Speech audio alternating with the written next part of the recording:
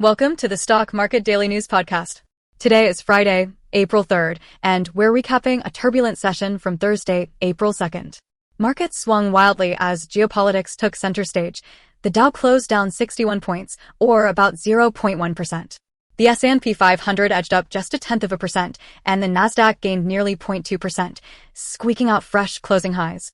But beneath the surface, risk sentiment was anything but calm. Here's what you need to know about yesterday's market action and why it matters for your money. Our top story: global markets reeled after President Trump's primetime address signaled the U.S. will intensify strikes on Iran in the coming weeks. Stocks opened sharply lower, down more than 600 points on the Dow at the open, before paring losses on hints of possible de-escalation in the Strait of Hormuz.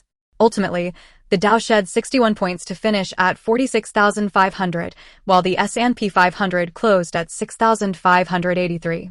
Oil was the big mover, surging nearly 12% with benchmark U.S. crude settling just above $111 a barrel.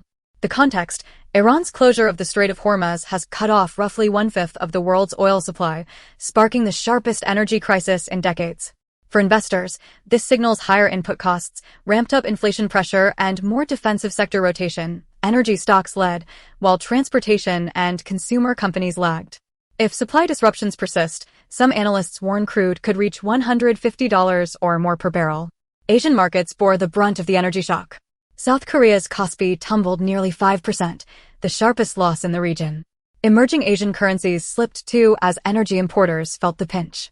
Major indexes in China, Hong Kong, Singapore, and Malaysia also finished deep in the red. The crypto market wasn't spared. Major digital assets like Bitcoin, Ether, and Solana sold off after Trump's speech dashed hopes for a near-term ceasefire. Bitcoin slid over 2% to trade near 66,600, unwinding gains from earlier in the week. Crypto traders cited extreme fear readings in sentiment indices, though historical data suggests April can bring rebounds if political risk abates. Back on Wall Street, corporate earnings continue to offer some support.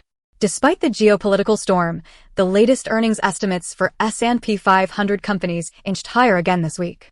That's one key reason why some investors are still buying the dip, betting that earnings momentum will offset war-driven volatility unless oil prices push inflation and rates sharply higher. And finally, for U.S. consumers, the energy crisis is hitting the gas pump. The national average for gasoline rose to $4.08 per gallon, up $1 in just the past month. Since the Iran conflict began on February 28th, Americans have shelled out an extra $8 billion at the pump. If the Strait of Hormuz remains closed, market strategists warn that $4 gas could quickly become $5.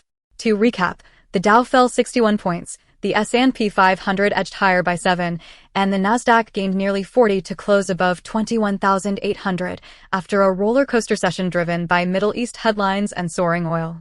Markets remain laser-focused on the war's duration, oil supply risks, and how long consumers and companies can absorb higher costs.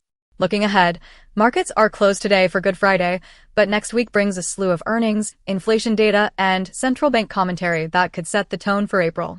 Thanks for tuning in to the Stock Market Daily News Podcast. Don't forget to subscribe for your daily briefing, and stay sharp out there.